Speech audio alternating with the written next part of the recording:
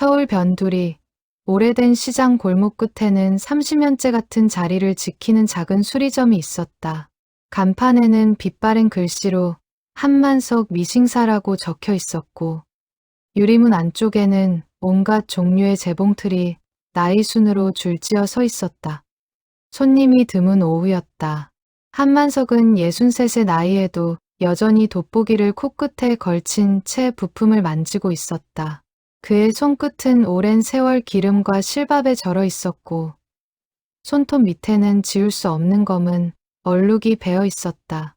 미싱수리는 그에게 단순한 생계 수단이 아니었다. 젊은 시절 방직 공장에서 일하다 손을 다친 뒤, 그는 기계를 고치는 일에서 새로운 의미를 찾았다. 부서진 것을 다시 움직이게 만드는 순간, 그는 누군가의 삶을 다시 일으켜 세우는 듯한 기분을 느꼈다. 그래서였을까? 그는 늘 손님들의 재봉틀에 얽힌 사연을 귀담아 듣는 버릇이 있었다. 어떤 기계는 혼수품이었고, 어떤 기계는 돌아가신 어머니의 유품이었다. 낡은 쇠붙이 하나에도 사람의 한평생이 실려 있다는 걸 그는 오랜 경험으로 알고 있었다.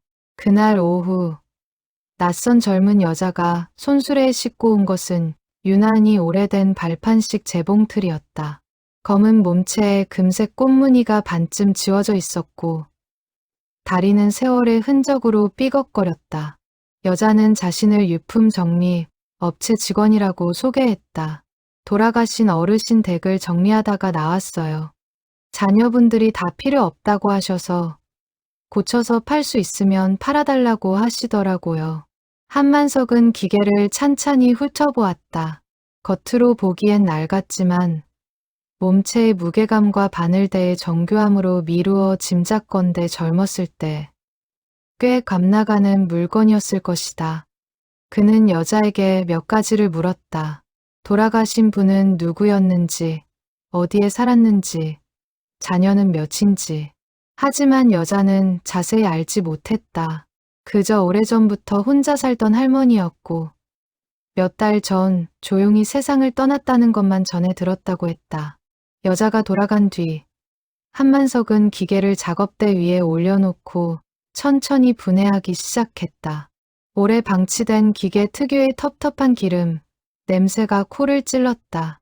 몸체를 감싼 나무 케이스의 나사를 하나씩 풀어내던 그는 기계 아래쪽에 달린 작은 서랍을 발견했다. 실패나 바늘을 넣어두던 용도의 서랍이었다. 서랍을 당겨 열자 텅 비어있는 듯 보였다. 하지만 서랍을 완전히 빼내어 뒤집던 순간 바닥판이 살짝 들뜬 것이 눈에 들어왔다.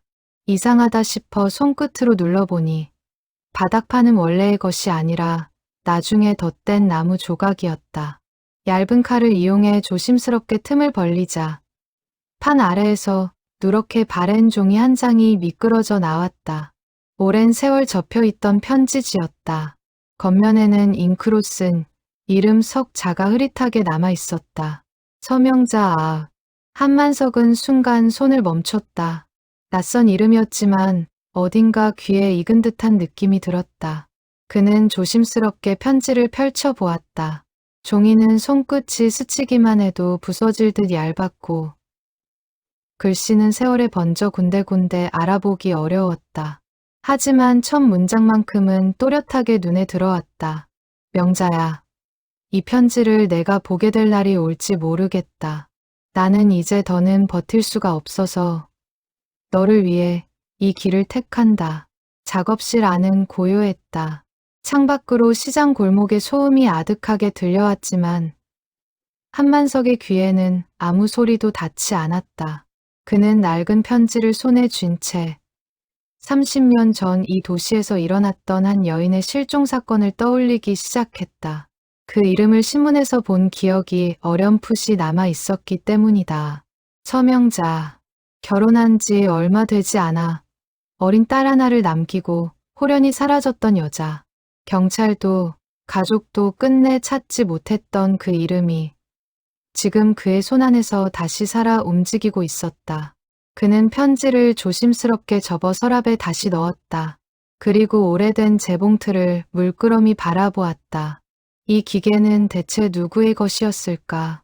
그리고 이 편지는 30년 동안 무엇을 기다리며 이 작은 서랍 속에 숨죽여 있었던 것일까? 창밖으로 해가 저물어가고 있었지만 한만석은 좀처럼 자리에서 일어나지 못했다. 그는 낡은 노트를 꺼내어 오늘 들어온 물건의 출처를 적어두었다. 유품 정리 업체의 명함, 사망한 노인의 대략적인 거주 지역, 그리고 서랍 속에서 나온 편지의 존재까지. 30년 동안 사람들의 기억에서 지워진 이름 하나가 낡은 기계 한 대를 매개로 다시 세상 밖으로 걸어 나오려 하고 있었다. 한만석에게는 딸이 하나 있었다. 30을 훌쩍 넘긴 딸은 타지에서 살림을 꾸리고 있었고 명절에나 겨우 얼굴을 비추었다. 아내를 먼저 떠나보낸 뒤로 그는 이 좁은 수리점을 집처럼 여기며 살아왔다. 손님이 없는 저녁이면 라디오를 틀어놓고 부품을 정리하는 것이 그의 유일한 낙이었다. 그런 그에게 낡은 재봉틀과 그 속에서 나온 편지는 오랜만에 가슴을 뛰게 하는 사건이었다. 단순한 호기심이 아니었다. 그는 평생 남의 손때 묻은 물건을 고치며 살아왔기에 물건에는 반드시 그것을 만지던 사람의 마음이 배어 있다는 것을 믿고 있었다. 이 재봉틀 역시 마찬가지일 것이었다. 그는 편지를 다시 꺼내어 불빛 아래에서 천천히 읽어 내려갔다. 문장은 짧고 간결했지만 행간에는 말로 다 못한 절박함이 배어 있었다. 너를 위해 이 길을 택한다는 문장이 유독 마음에 걸렸다. 도망친 것인지, 사라진 것인지, 혹은 누군가에게서 벗어나려 한 것인지 알 수 없었다. 다만 한 가지는 분명했다. 이 편지를 쓴 사람은 누군가를 지키기 위해 스스로 모든 것을 버릴 각오를 하고 있었다는 것이었다. 다음 날 아침, 한만석은 평소보다 일찍 가게 문을 열었다. 그리고 오래된 신문 보관함을 뒤지기 시작했다. 그는 젊은 시절부터 지역 소식이 실린 신문을 버리지 않고 상자에 모아두는 습관이 있었다. 먼지 쌓인 상자를 하나씩 열어보며 그는 30년 전 어느 가을 이 동네를 떠들썩하게 했던 한 여인의 실종 기사를 찾기 시작했다. 기억은 흐릿했지만 분명 그 무렵 이웃 동네에서 젊은 아내가 갑자기 사라졌다는 소문이 파다했었다. 그리고 그 이름이 어쩌면 지금 그의 손에 들린 편지 속 이름과 같을지도 모른다는 예감이 들었다. 그날 밤 한만석은 좀처럼 잠을 이루지 못했다. 눈을 감으면 자꾸만 흐릿한 글씨체가 눈앞에 아른거렸고 그 편지를 쓴 사람이 누구인지 그리고 어째서 이 편지가 30년 동안 세상에 나오지 못했는지가 마음을 무겁게 짓눌렀다. 창밖으로 가로등 불빛이 희미하게 스며들었고 낡은 재봉틀은 어두운 작업실 한 구석에서 조용히 그 오랜 비밀을 품은 채 서 있었다. 한만석은 결국 자리에서 일어나 다시 작업대 앞으로 돌아갔다. 그는 편지를 반듯하게 펴서 비닐 파일에 넣어두고 재봉틀을 마저 손보기 시작했다. 오랜 손기술로 녹슨 부품을 닦아내고 낡은 벨트를 새 것으로 갈아 끼우면서도 그의 머릿속은 온통 편지 생각뿐이었다. 이 기계의 원래 주인은 누구였을까? 서명자라는 이름의 여인이었을까? 아니면 그 여인에게 편지를 쓴 또 다른 누군가였을까? 유품 정리 업체가 말했던 조용히 세상을 떠난 할머니는 과연 이 사건과 어떤 관계가 있는 것일까? 작업을 마친 재봉틀은 페달을 밟자 오랜만에 부드럽게 돌아가기 시작했다. 바늘이 규칙적으로 오르내리는 소리를 들으며 한만석은 문득 이 기계가 30년이라는 긴 세월 동안 누군가의 비밀을 지키기 위해 스스로 침묵하고 있었던 것은 아닐까 하는 생각이 들었다. 그는 편지를 서랍 속 원래 자리에 조심스럽게 다시 넣어두었다.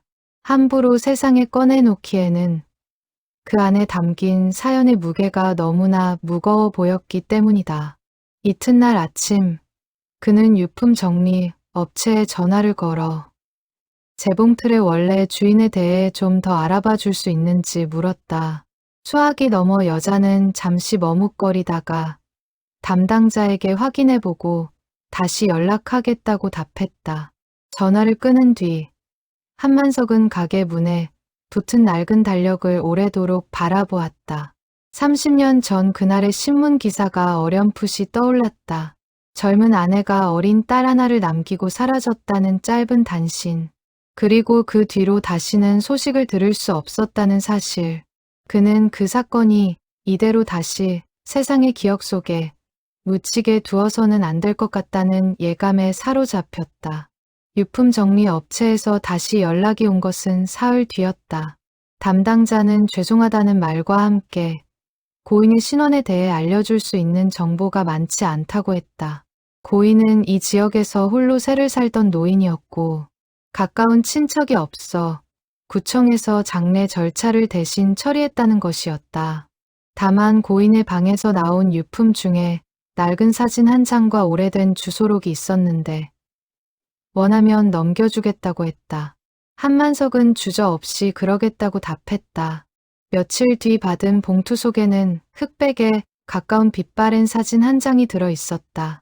사진 속에는 젊은 여인이 재봉틀 앞에 앉아 환하게 웃고 있었다. 등 뒤로는 낯익은 창틀과 문양이 보였는데 자세히 보니 지금 그의 작업대에 놓인 바로 그 재봉틀이었다. 사진 뒷면에는 흐린 볼펜 글씨로 짧은 문장이 적혀 있었다. 명자와 함께 결혼한 해 봄. 한만석은 그 길로 동네 도서관을 찾았다. 사서의 도움을 받아 30년 전 지역 신문의 마이크로필름을 뒤지기 시작했다. 오래된 활자들을 한 줄 한 줄 눈으로 훑어가던 그는 마침내 자신이 찾던 기사를 발견했다. 짧은 사회면 단신이었다. 인근 주택가에 거주하던 주부 서모 씨. 지난달 중순 이후 행방이 묘연. 남편의 신고로 경찰이 수사에 나섰으나 단서 발견하지 못해 서 씨는 결혼한 지 3년 차로 3살배기 딸을 두고 있었음. 기사는 그것이 전부였다.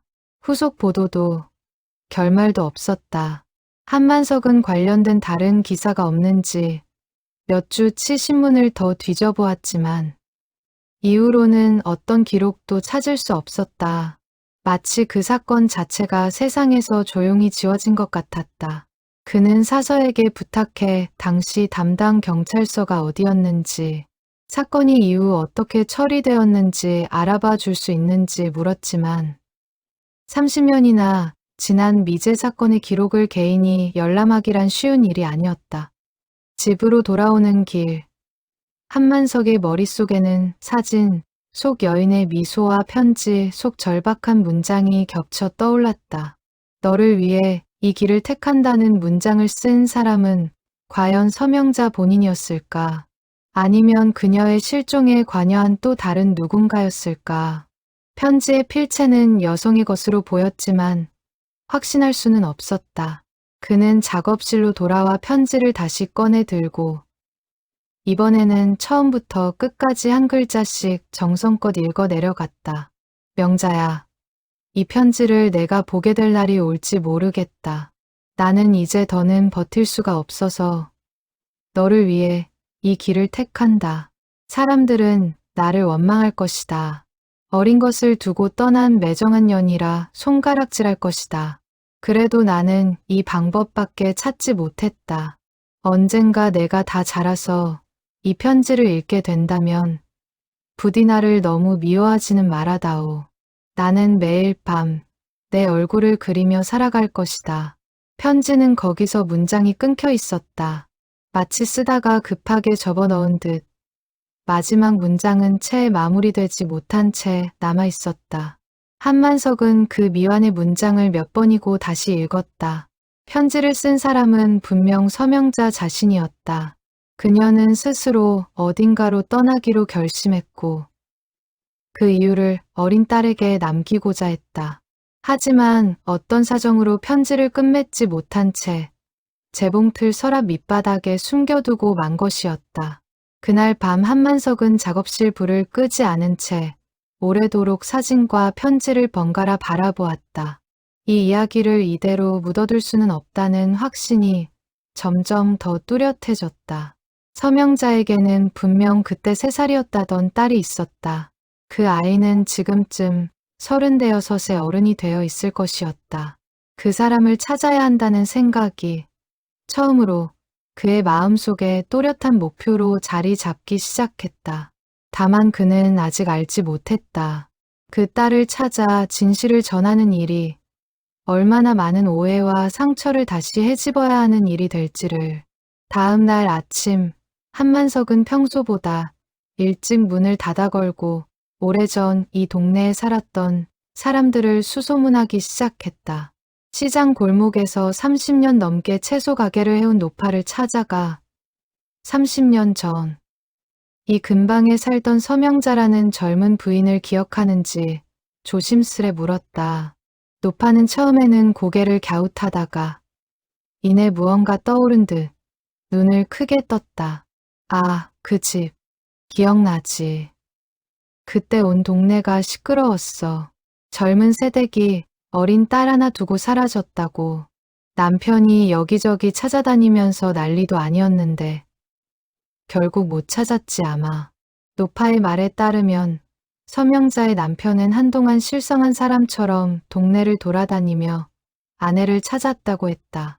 하지만 시간이 흐르면서 발길이 뜸해졌고 몇 년 뒤에는 어린 딸을 데리고 아예 다른 동네로 이사를 가버렸다는 것이었다. 노파는 그 뒤로는 그 집 소식을 들은 적이 없다고 했다. 다만 어렴풋이 그 집 시누이인지 손아래 친척인지가 근처에 계속 살고 있었다는 이야기를 들은 것 같다고 덧붙였다. 한만석은 그 말을 놓치지 않고 되물었다. 혹시 그 친척의 이름이나 지금 사는 곳을 아는지. 노파는 정확히는 기억하지 못했지만 은혜라는 이름을 얼핏 들었던 것 같다고 했다. 결혼 전부터 서명자와 유난히 가깝게 지내던 손아래 시누이였다는 말도 함께였다. 한만석의 가슴이 술렁였다. 편지 속에서는 언급되지 않았지만 어쩌면 그 사람이야말로 이 모든 사연의 진실을 알고 있는 유일한 사람일지도 몰랐다. 그는 채소 가게를 나서며 오래된 수첩에 은혜라는 이름 석자를 적어 넣었다. 30년의 세월 속에 흩어졌던 조각들이 하나둘 맞춰지고 있었다. 재봉틀 속 편지, 신문기사, 그리고 이제는 이름 하나까지. 하지만 조각이 맞춰질수록 궁금증은 오히려 더 커져만 갔다. 서명자는 정말로 스스로 떠난 것일까? 아니면 누군가의 도움을 받아 어딘가로 몸을 숨긴 것일까? 그리고 그 어린 딸은 지금 이 순간에도 여전히 어머니를 원망하며 살아가고 있을까? 한만석은 저물어가는 시장 골목을 걸으며 이 이야기의 끝이 결코 가볍지 않으리라는 예감의 발걸음을 재촉했다. 가게로 돌아온 그는 저녁 내내 낡은 전화번호부와 인터넷 검색을 오가며 은혜라는 이름의 흔적을 찾아 헤맸다. 성씨도 정확한 나이도 알지 못한 채 이름 하나만으로 사람을 찾는다는 것은 사막에서 바늘을 찾는 일과 다르지 않았다. 그럼에도 그는 포기하지 않았다. 오래전 이 동네에 살았을 만한 나이대의 사람들이 모이는 경로당과 동사무소를 찾아다니며 30년 전 이 근방에 살던 서씨 집안의 소식을 아는 사람이 있는지 수소문했다. 며칠이 지나도록 별다른 소득은 없었다. 하지만 한만석은 서두르지 않았다. 그는 평생 부서진 기계를 고쳐온 사람이었다. 겉으로 멀쩡해 보이는 기계도 속을 뜯어보면 어디선가 나사 하나가 풀려있기 마련이었고 그 작은 나사 하나를 찾아내기 위해 몇 시간이고 부품을 들여다보는 일에 익숙했다. 사람의 사연을 찾는 일도 다르지 않을 것이라 그는 생각했다.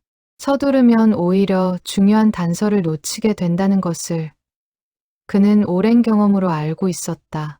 밤이 깊어지면 그는 다시 편지를 꺼내어 읽었다. 처음 읽었을 때는 미처 눈에 들어오지 않았던 문장 하나가 새삼 마음에 걸리기 시작했다. 사람들은 나를 원망할 것이다 라는 대목이었다. 만약 서명자가 스스로 원해서 집을 나선 것이 아니라 누군가로부터 도망친 것이라면 어떨까?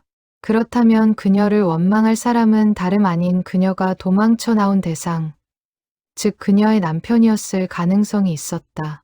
한만석은 문득 등골이 서늘해지는 것을 느꼈다.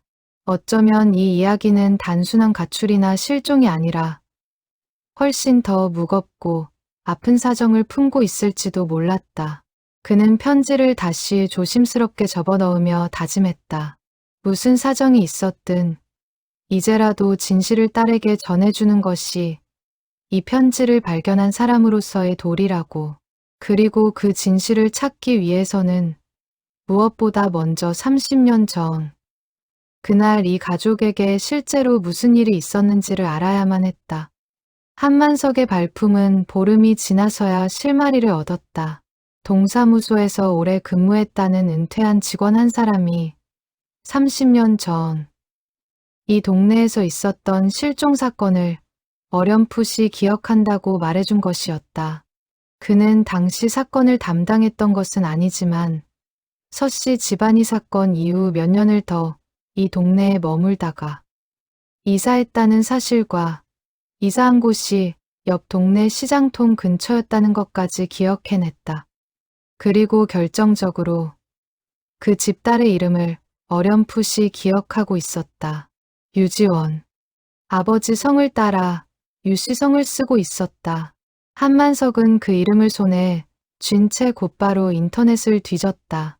흔한 이름은 아니었기에 몇 차례의 검색 끝에 그는 옆 동네에서 작은 꽃집을 운영하는 여성의 이름을 발견했다.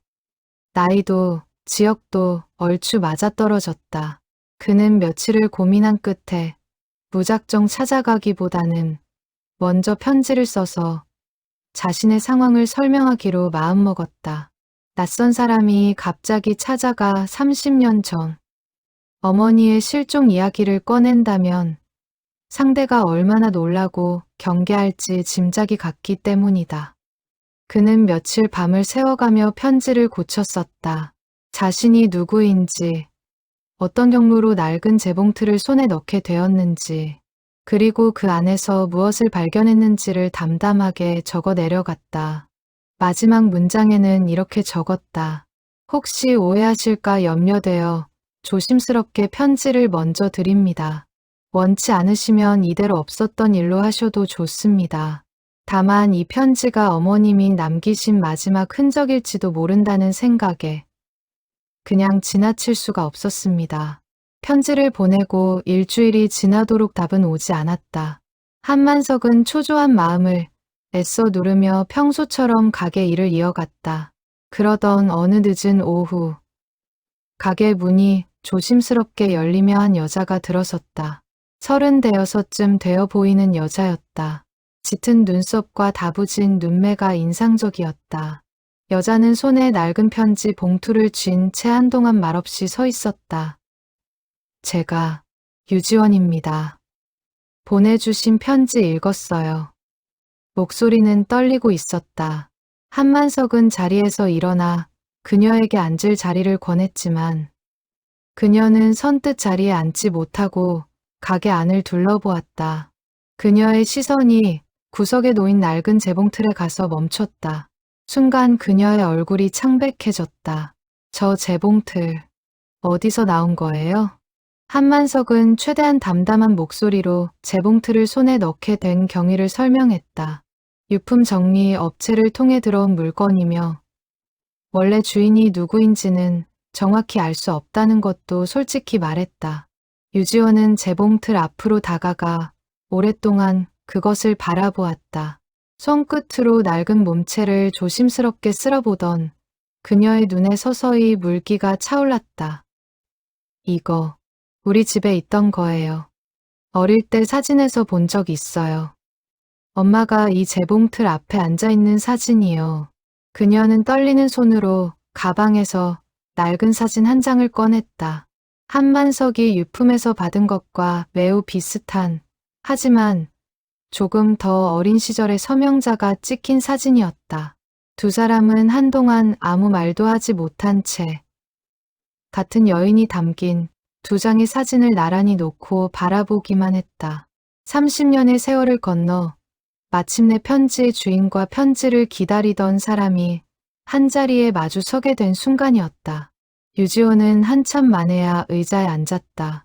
그녀는 자신이 3살 때 어머니가 사라졌다는 사실을 아버지로부터가 아니라 이웃 어른들의 수군거림을 통해 어렴풋이 알게 되었다고 했다. 아버지는 평생 그 일에 대해 입을 굳게 다물었다. 어린 그녀가 어머니에 대해 물을 때마다 아버지의 얼굴은 어두워졌고 결국 그녀는 더 이상 묻지 않는 법을 배우게 되었다. 자라면서 그녀는 스스로 이야기를 만들어냈다. 어머니는 자신을 버리고 떠난 사람이라고, 새로운 삶을 찾아 어린 딸 따위는 뒤도 돌아보지 않은 사람이라고. 솔직히 말씀드리면 저는 엄마를 미워하면서 컸어요. 명절이나 생일 같은 날이면 다른 애들은 다 엄마가 있는데 저만 없잖아요. 아빠는 재혼도 안 하시고 혼자 저를 키우면서 점점 말수가 없어지셨고요. 저는 그게 다 엄마 때문이라고 생각했어요. 그녀의 목소리는 담담했지만 그 담담함 속에는 오랜 세월 눌러온 감정이 배어 있었다. 한만석은 섣불리 위로의 말을 건네지 않았다. 대신 그는 조용히 자리에서 일어나 재봉틀 서랍에서 편지를 꺼내 그녀 앞에 내밀었다. 유지호는 떨리는 손으로 편지를 받아들었다. 누렇게 바랜 종이를 펼치는 손끝이 미세하게 떨리고 있었다. 그녀는 소리내어 편지를 읽지 않았다. 그저 눈으로 한 글자 한 글자를 따라가며 이따금 숨을 멈추고 이따금 입술을 깨물었다. 편지를 다 읽은 그녀의 눈에서 마침내 눈물이 떨어졌다. 그녀는 한동안 어깨를 들썩이며 소리 없이 울었다. 30년을 원망하며 살아온 사람에게 그 원망의 대상이 남긴 마지막 목소리는 너무나 갑작스럽고 낯설게 다가온 것이었다. 엄마가 저 때문에 떠난 게 아니었어요? 저를 위해서 떠났다고요? 한만석은 조심스럽게 고개를 끄덕였다. 하지만 그 역시 편지에 적힌 문장 이상의 진실은 아직 알지 못한다고 솔직히 말했다.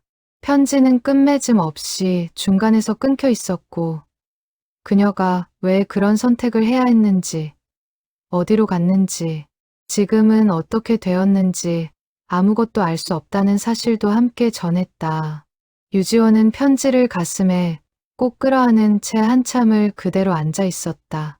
창밖으로 해가 저물고 시장 골목에 하나둘 불이 켜지기 시작할 때까지 두 사람은 좀처럼 자리에서 일어나지 못했다. 한참 만에 마음을 추스른 유지호는 눈가를 훔치며 물었다. 편지를 쓴 사람이 정말 어머니가 맞는지, 혹시 다른 사람이 어머니의 이름을 빌려 쓴 것은 아닌지 확인할 방법이 있는지를.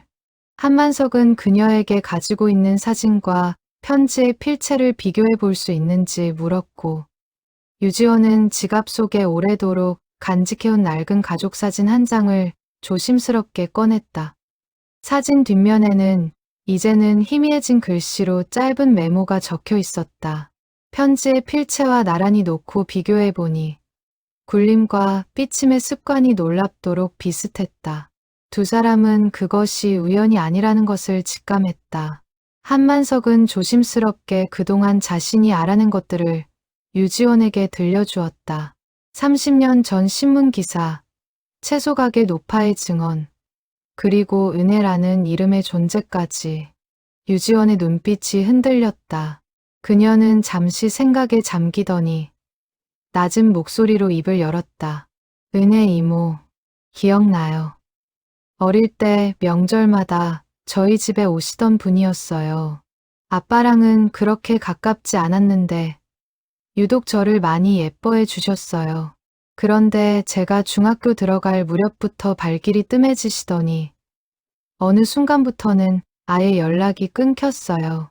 그녀의 말에 한만석의 가슴이 다시 한번 술렁였다. 은혜라는 사람이 서명자의 실종과 어떤 식으로든 관련이 있을 가능성이 점점 더 짙어지고 있었다. 어쩌면 그녀야말로 이 모든 사연의 진실을 알고 있는, 어쩌면 유일하게 살아있는 증인일지도 몰랐다. 유지원은 결심한 듯 고개를 들었다. 그분을 찾을 수 있을까요? 이제는 저도 알고 싶어요. 엄마가 어떤 마음으로 그런 선택을 했는지 제대로 알아야 할 것 같아요. 한만석은 그녀의 눈빛에서 30년 동안 눌려있던 무언가가 조금씩 풀려나가는 것을 느꼈다. 원망으로 굳어있던 마음의 자리에 이제 막 진실을 향한 작은 용기가 자라나고 있었다. 가게를 나서기 전 유지원은 다시 한번 재봉틀 앞으로 다가가 오래도록 그것을 바라보았다. 어린 시절 사진 속에서만 보았던 물건을 실제로 마주하니 어머니라는 존재가 갑자기 훨씬 더 생생하게 느껴지는 듯했다. 그녀는 조심스럽게 재봉틀의 손잡이를 어루만지며 이 낡은 기계가 지나온 세월을 가늠해 보았다.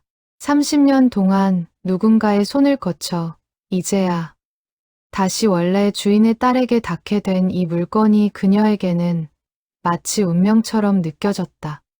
이 재봉틀, 혹시 제가 가져가도 될까요?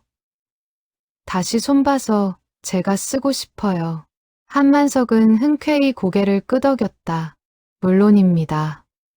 원래 주인의 따님이 갖는 게 가장 마땅한 일이지요.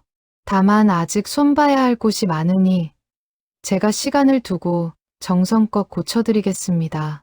유지원은 감사의 인사를 전하며 가게를 나섰다. 어둑해진 시장 골목을 걸어가는 그녀의 발걸음은 가게에 들어설 때와는 사뭇 다르게 조금은 가벼워져 있었다. 완전히 풀린 것은 아니었지만 30년 동안 그녀를 짓눌러온 무거운 짐 하나가 조금은 덜어진 듯한 느낌이었다.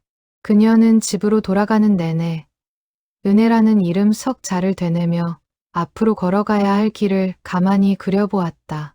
유지원과 한만석은 그날 이후로 종종 연락을 주고받으며 함께 은혜라는 사람을 찾기 시작했다. 유지원의 기억 속에 남아있는 단서는 많지 않았다. 성이 무엇이었는지도 정확히 알지 못했고 그저 어릴 적 그녀를 은혜의 이모라고 불렀다는 것, 그리고 아버지와는 그리 가깝지 않았던 먼 친척벌이라는 것 정도였다. 유지원은 아버지에게 직접 물어볼까 고민했지만 아버지는 몇 해 전부터 지병으로 요양원에 계셨고 최근 들어 기억이 오락가락하는 날이 잦아 정확한 답을 기대하기 어려운 상황이었다. 한만석은 대신 옛 방식을 택했다. 그는 유지원이 어릴 적 살던 동네의 오래된 통반장 명부를 수소문했고 지역 주민센터에 남아있는 오래된 자료들을 하나씩 확인해 나갔다. 개인정보 문제로 열람이 쉽지 않았지만 그의 진심, 어린 사정 설명의 담당 공무원이 조금씩 도움을 주었다. 그렇게 몇 주가 흐른 끝에 그는 30여 년 전 그 동네에 박은혜라는 이름으로 등록되어 있던 여성을 찾아냈다. 서명자의 남편 쪽 사촌 여동생이었다. 주소지는 이미 여러 차례 바뀌어 있었다. 한만석은 포기하지 않고 최신 주소를 하나씩 추적해 나갔다. 마침내 그는 지방의 작은 소도시에서 은혜로 추정되는 여성이 오래된 한복집을 운영하고 있다는 사실을 알아냈다. 나이도 이름도 얼추 맞아떨어졌다.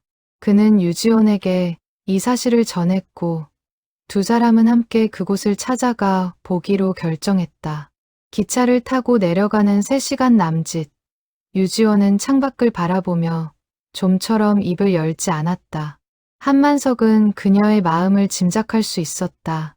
30년을 원망해온 어머니의 진실을 마주하러 가는 길이었다. 만약 은혜가 그들이 찾는 사람이 맞다면 그녀는 어쩌면 이 모든 사연을 처음부터 알고 있었을 것이다. 그런데도 30년 동안 그 사실을 딸에게 전하지 않았다는 것은 무언가 말 못할 사정이 있었다는 뜻이기도 했다. 작은 소도시의 골목길을 따라 걸어 도착한 한복집은 오래된 간판만큼이나 세월의 흔적이 짙게 배어 있었다. 가게 안에는 색색의 한복 원단들이 가지런히 걸려 있었고 그 사이로 백발이 성성한 노년의 여인이 조용히 바느질을 하고 있었다. 유지원은 문 앞에서 한참을 머뭇거리다가 마침내 문을 열고 안으로 들어섰다. 종소리가 딸랑 울리며 여인이 고개를 들었다. 여인의 시선이 유지원의 얼굴에 닿는 순간 바늘을 쥔 손이 허공에서 멈췄다. 여인의 얼굴빛이 순식간에 하얗게 질렸다. 그녀는 마치 유령이라도 본 사람처럼 자리에서 천천히 일어섰다. 너 혹시 지원이니? 떨리는 목소리였다. 유지원은 순간 말을 잃었다. 낯선 사람이 자신의 이름을 알고 있다는 사실만으로도 이 여인이 그들이 찾던 은혜가 맞다는 것을 확신할 수 있었다. 여인은 떨리는 손으로 입을 가린 채 눈물을 참지 못하고 자리에 주저앉듯 다시 의자에 앉았다. 많이 컸구나. 정말 많이 컸어. 명자 언니를 꼭 닮았네. 그 한마디에 유지원의 다리에서 힘이 풀렸다. 30년 만에 처음으로 어머니를 알던 사람의 입에서 어머니의 이름이 나오는 순간이었다. 한만석은 조용히 두 사람에게서 한 걸음 물러섰다. 이제부터는 자신이 끼어들 자리가 아니라는 것을 그는 직감으로 알고 있었다.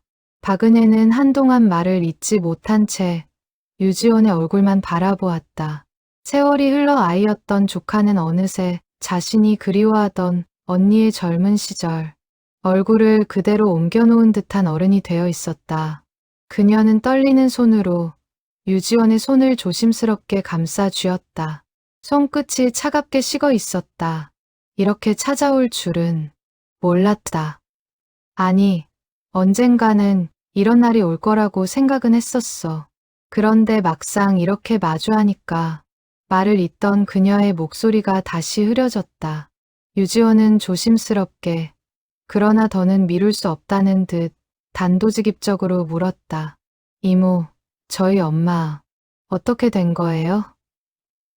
정말 저를 버리고 떠난 게 아니었어요. 박은혜는 가게 문에 걸린 팻말을 준비 중으로 바꾸어 걸고 두 사람을 가게 안쪽 작은 방으로 안내했다. 방 안에는 낡은 재봉틀 몇 대와 손질 중인 한복 저고리들이 놓여 있었다. 그녀는 뜨거운 차를 내오며 한참을 창밖만 바라보았다.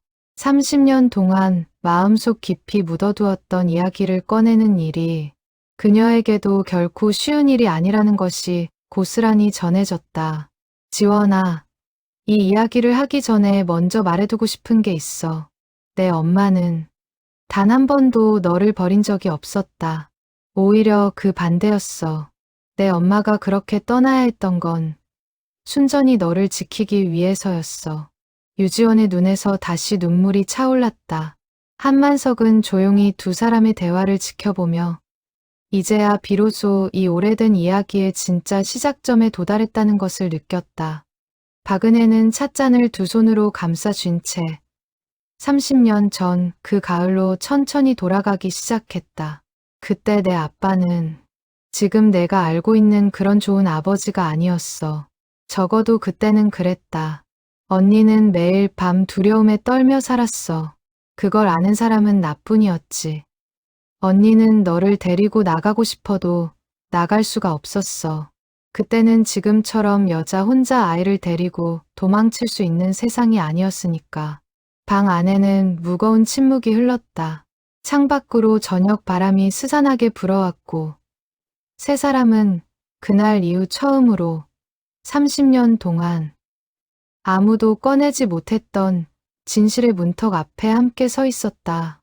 유지원은 두 손으로 얼굴을 감쌌다. 지금껏 자신이 알고 있던 아버지의 모습과 은혜가 말하는 아버지의 모습 사이의 간극이 너무 커서 쉽게 받아들이기 힘들었다. 그녀가 기억하는 아버지는 무뚝뚝하지만 자신을 위해 평생 재혼도 하지 않고 홀로 키워준 사람이었다.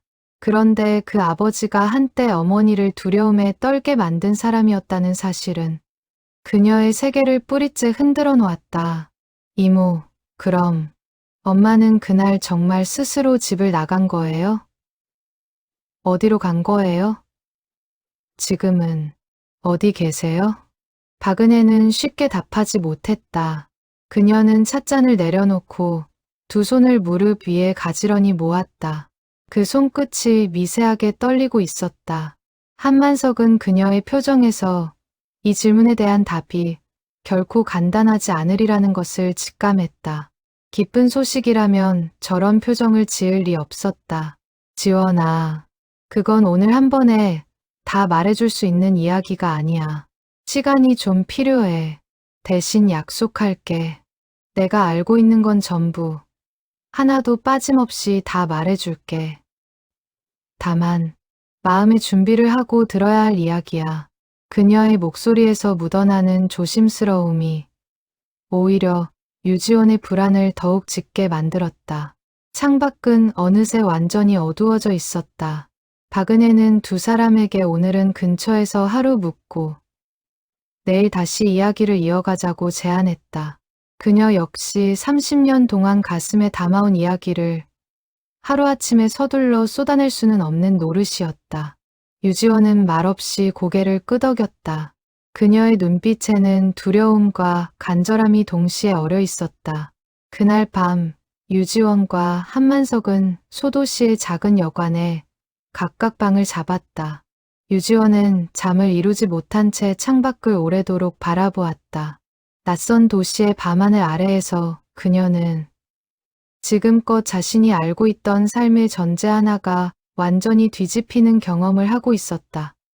어머니는 자신을 버린 사람이 아니라 어쩌면 누구보다 자신을 지키려 했던 사람이었을지도 모른다는 가능성이 그녀의 마음속에서 서서히 자리를 넓혀가고 있었다. 한편 한만석 역시 좀처럼 잠들지 못했다. 그는 이 여정이 자신이 처음 예상했던 것보다 훨씬 더 깊고 무거운 이야기로 흘러가고 있다는 것을 느끼고 있었다. 낡은 재봉틀 한 대를 수리하는 일로 시작된 우연한 발견이 이제는 한 가족의 30년 묵은 상처를 치유하는 여정으로 변해가고 있었다. 그는 문득 자신이 이 일에 이토록 깊이 관여해도 되는 것인지 스스로에게 되물었다. 하지만 이미 시작된 이야기를 중간에 멈출 수는 없다는 것도 잘 알고 있었다. 이튿날 아침 일찍 세 사람은 다시 한복집에서 마주했다. 박은혜는 밤새 준비한 듯 낡은 앨범 하나를 가지고 나왔다. 앨범 속에는 젊은 시절 서명자의 사진이 여러 장 담겨 있었다. 결혼식 날의 사진, 신혼 시절 재봉틀 앞에 앉아 웃고 있는 사진, 그리고 유지원을 품에 안고 찍은 사진까지. 유지원은 처음 보는 어머니의 젊은 시절 모습을 하나하나 눈에 담으며 사진 속 그녀가 자신과 얼마나 닮았는지를 새삼 깨달았다. 이튿날 아침, 세 사람은 다시 한복집 안쪽 방에 모여 앉았다. 밤새 뒤척였는지 유지원의 눈은 붉게 부어 있었다. 박은혜는 두 사람 앞에 따뜻한 차를 내려놓고 오랫동안 준비해온 사람처럼 천천히 이야기를 시작했다. 그해 여름부터였어. 언니가 나한테 처음으로 힘든 이야기를 꺼낸 게 처음엔 그냥 부부 싸움이겠거니 했어. 그런데 시간이 지날수록 이야기가 심상치 않았어. 언니 몸에 든 멍 자국을 본 게 그해 가을이었으니까. 박은혜는 잠시 말을 멈추고 숨을 골랐다. 유지원은 두 주먹을 꼭 쥔 채 다음 말을 기다렸다. 언니는 몇 번이나 친정에 도움을 요청했었어. 그런데 그때 외할아버지가 워낙 완고한 분이셨거든. 시집간 딸은 죽어도 시댁 귀신이 되어야 한다고 하시면서 다시 돌려보내셨어. 언니는 그렇게 갈 곳을 잃었어. 경찰에 신고해도 그때는 가정 안의 일이라며 대수롭지 않게 넘기던 시절이었고 한만석은 그 시절의 세태를 어렴풋이 기억하고 있었다. 지금과는 사뭇 달랐던 여성이 스스로를 지키기가 유난히 힘겨웠던 시절이었다. 박은혜는 이야기를 이어갔다. 언니가 나를 찾아온 건 그해 늦가을이었어. 다 늦은 밤에 너를 업고 우리 집 문을 두드렸어. 얼굴이 온통 부어 있었지. 그날 밤 언니는 나한테 말했어. 이대로 있다간 죽을 것 같다고. 근데 너를 데리고 도망치자니 그 사람이 어떻게든 찾아내서 너를 다시 빼앗아 갈 거라고. 그때 법으로는 여자가 집을 나가면 아이 양육권도 다 남편한테 넘어가던 시절이었거든. 유지원의 눈에서 눈물이 다시 흘러내렸다. 박은혜는 그녀의 손을 꼭 잡으며 말을 이어갔다. 언니는 그날 밤 나한테 부탁했어. 자기가 사라지고 나면 대신 너를 좀 지켜봐 달라고. 자기가 없어져야 그 사람이 너한테라도 화풀이를 덜 할 거라고. 자기가 있으면 오히려 너까지 위험해질 수 있다고 생각한 거야. 언니는 자기 목숨보다 너를 더 걱정했어. 한만석은 그 순간 편지 속 문장을 떠올렸다. 너를 위해 이 길을 택한다. 그 짧은 문장 안에 이토록 절박하고 무거운 사연이 담겨 있었다는 것을 이제야 비로소 온전히 이해할 수 있었다. 박은혜는 눈물을 훔치며 이야기를 계속했다. 내가 언니를 도왔어. 그날 밤 언니 짐을 챙겨서 지방에 사는 내 먼 친척 집으로 보냈어. 아무도 모르게. 언니는 그 재봉틀만은 두고 갈 수 없다고 했지만 그 무거운 걸 들고 도망칠 순 없었지. 대신 언니가 서랍 밑바닥에 편지를 숨겨놓는 걸 내가 옆에서 지켜봤어. 언젠가 내가 크면 그 재봉틀을 통해서라도 진실을 알게 되길 바란다면서. 방 안에는 오랜 침묵이 흘렀다. 유지원은 떨리는 목소리로 물었다. 그럼 엄마는 그 뒤로 어떻게 됐어요? 저를 찾아오지 그랬어요. 시간이 지나서라도. 박은혜의 얼굴에 짙은 그늘이 드리워졌다. 그녀는 쉽게 닿은 말을 잊지 못한 채 두 손으로 얼굴을 감쌌다. 그 침묵이 오히려 유지원의 가슴을 더욱 세차게 두드렸다. 앨범 속 사진들을 넘겨보던 유지원은 문득 한 장의 사진에서 손을 멈췄다. 어린 자신을 품에 안은 어머니가 무언가 근심 어린 표정으로 카메라를 바라보고 있는 사진이었다. 지금껏 봐온 다른 사진들과 달리 그 사진 속 어머니의 미소에는 옅은 그늘이 드리워져 있었다. 유지원은 그 사진을 손끝으로 어루만지며 박은혜에게 물었다. 이 사진 언제 찍은 거예요? 엄마 표정이 다른 사진이랑 좀 달라 보여서요. 박은혜는 사진을 가만히 들여다보더니 낮게 한숨을 내쉬었다. 그 사진 아마 언니가 도망치기 한 달 전쯤이었을 거야. 그때 이미 언니는 마음의 결정을 내리고 있었던 것 같아. 겉으로는 티를 안 내려고 했지만 나는 알 수 있었어. 언니 눈빛이 그때부터 달라졌었거든. 박은혜는 그 시절의 서명자를 떠올리며 잠시 눈을 감았다.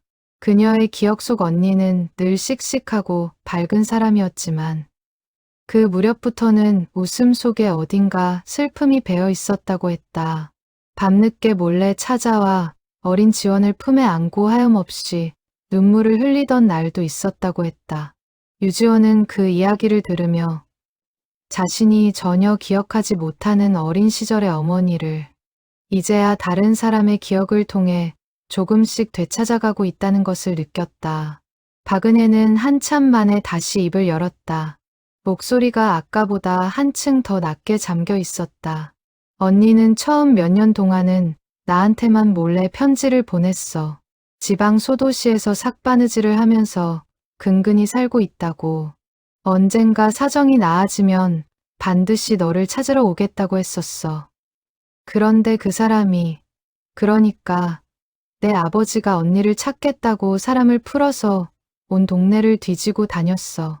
언니는 그게 무서워서 이사를 몇 번이나 다녔어. 그럴 때마다 편지가 뜸해졌고 유지원은 숨죽인 채 다음 이야기를 기다렸다. 박은혜의 눈에 다시 눈물이 차올랐다. 그러다 언니가 자리를 잡은 곳이 이 근처 소도시였어.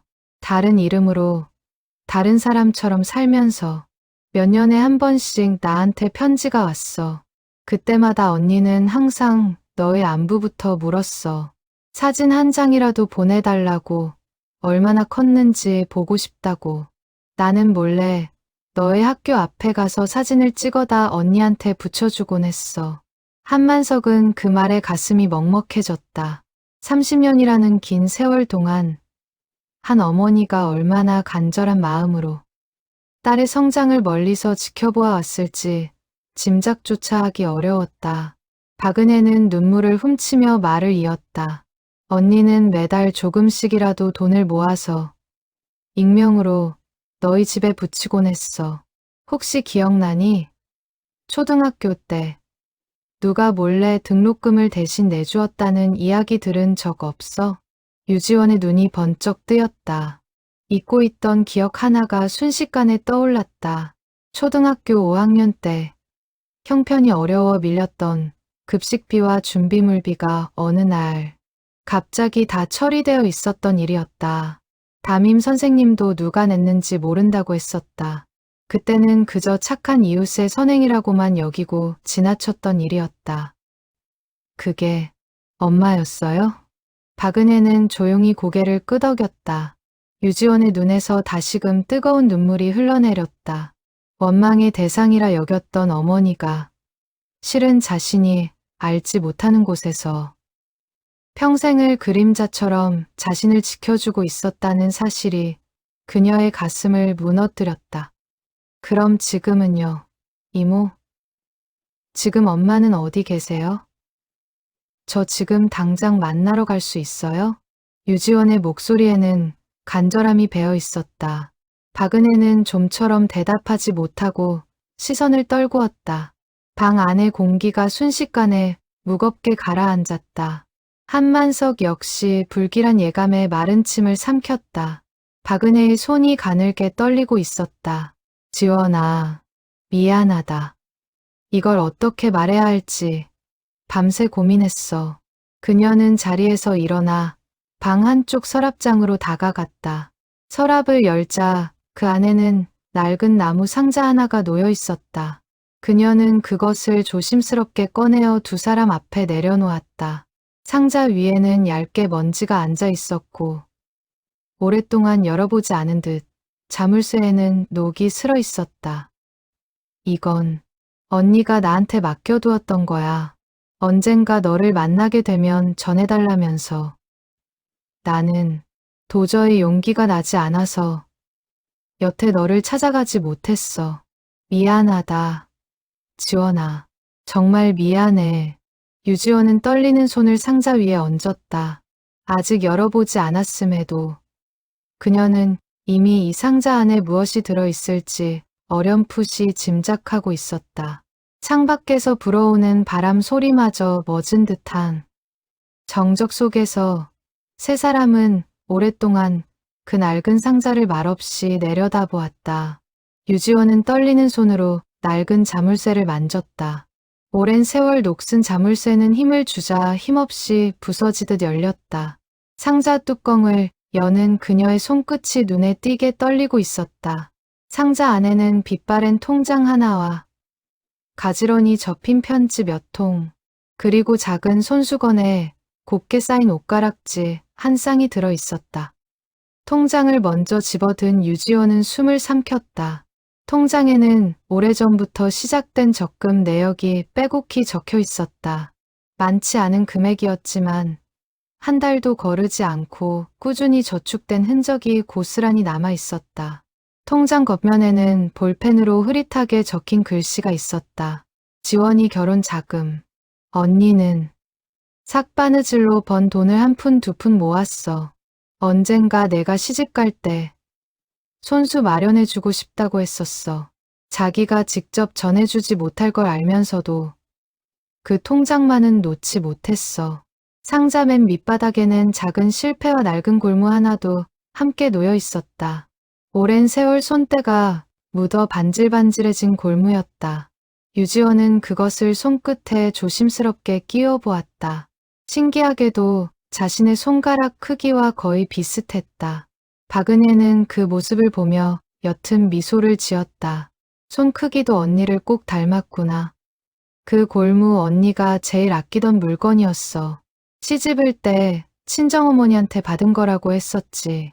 유지원은 골무를 손가락에 낀 채 한참을 그대로 있었다.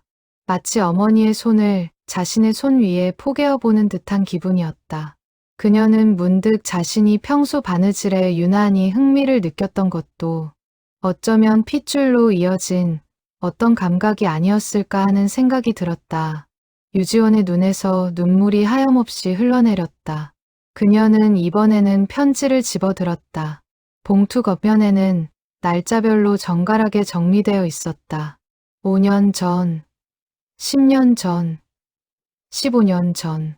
어머니는 몇 년에 한 번씩 딸에게 편지를 쓰며 차마 붙이지 못한 마음을 이렇게 차곡차곡 쌓아두고 있었던 것이다. 가장 최근 날짜가 적힌 편지를 집어든 유지원의 손이 심하게 떨렸다. 봉투를 열자 그 안에서 나온 것은 놀랍게도 다른 사람의 필체로 쓰인 편지였다. 박은혜의 필체였다. 유지원이 의아한 얼굴로 박은혜를 바라보자 그녀는 힘겹게 입을 열었다. 언니는 5년 전에 세상을 떠났어. 지원아, 몸이 안 좋아진 지는 꽤 됐었어. 삭바느질로 평생 무리해서 일한 탓에 관절이며 허리며 성한 곳이 없었거든. 그런데도 병원 갈 돈을 아껴서 너 결혼 자금으로 모으겠다고 끝까지 고집을 부렸어. 방 안의 공기가 순식간에 얼어붙었다. 유지원은 손에 쥔 편지를 내려다보며 아무 말도 하지 못했다. 한만석 역시 예상은 했지만 막상 확인된 사실 앞에서 가슴이 먹먹해지는 것을 느꼈다. 박은혜는 눈물을 삼키며 말을 이었다. 돌아가시기 전에 언니가 나한테 이 상자를 맡기면서 말했어. 마지막 편지는 자기가 쓸 힘이 없으니 대신 자기가 부르는 대로 받아 적어달라고. 나는 그날 언니 손을 잡고 언니가 하는 말을 한 글자씩 받아 적었어. 유지원은 떨리는 손으로 마지막 편지를 펼쳤다. 박은혜의 필체로 쓰인 그러나 온전히 어머니의 목소리를 담은 마지막 편지였다. 지원아, 엄마다. 이렇게 다른 사람 손을 빌려 편지를 쓰게 되어서 미안하구나. 손에 힘이 없어서 글씨를 쓸 수가 없다. 이 편지가 내게 닿을 때쯤이면 엄마는 이미 이 세상 사람이 아닐 거야. 그래도 슬퍼하지는 말아다오. 엄마는 살면서 단 하루도 너를 잊은 적이 없었다. 매일 아침 눈을 뜨면 오늘은 우리 지원이가 얼마나 컸을까. 무슨 생각을 하며 하루를 보낼까. 그것만 생각하면서 살았어. 박은혜는 그 문장을 옮겨 적던 순간을 떠올리는 듯 눈시울을 붉히며 조용히 눈을 감았다. 유지원은 계속해서 편지를 읽어 내려갔다. 내가 3살 때 엄마가 집을 나온 건 너를 버리려던 게 아니었어. 오히려 그 반대였다. 엄마가 그 집에 계속 있었다면 언젠가는 너한테까지 그 화가 미쳤을지도 몰라. 엄마는 그게 제일 무서웠어. 엄마 없이 크는 것보다 엄마 때문에 내가 다치는 게 더 무서웠단다. 그래서 엄마는 도망쳤어. 비겁하다고 욕해도 좋아. 그래도 엄마는 그 선택을 후회한 적 없다. 내가 다치지 않고 이렇게 건강하게 자라주었으니까. 유지원의 눈물이 편지지 위로 뚝뚝 떨어졌다. 그녀는 손등으로 눈물을 훔치며 다음 문장을 읽어 내려갔다. 통장에 있는 돈은 많지 않지만 엄마가 평생 바느질하면서 한 땀 한 땀 모은 돈이야. 내가 결혼할 때 조금이라도 보탬이 되었으면 좋겠다. 그리고 반지는 엄마가 시집 올 때 외할머니한테 받은 거야. 너한테 물려주고 싶었어. 직접 손에 끼워주지 못해서 미안하다. 마지막으로 한 가지만 부탁할게. 아빠를 너무 미워하지 말아다오. 그 사람도 그때는 많이 힘들고 서툴렀던 사람이었을 거야. 시간이 지나면서 많이 달라졌다고 은혜한테 들었다. 너를 혼자 키우면서 얼마나 애썼는지 엄마도 멀리서 다 지켜봤어.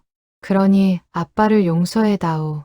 그리고 무엇보다 엄마 때문에 힘들었던 너의 시간들을 이제는 너 스스로를 위해서라도 용서하고 놓아주었으면 좋겠다. 사랑한다. 지원아.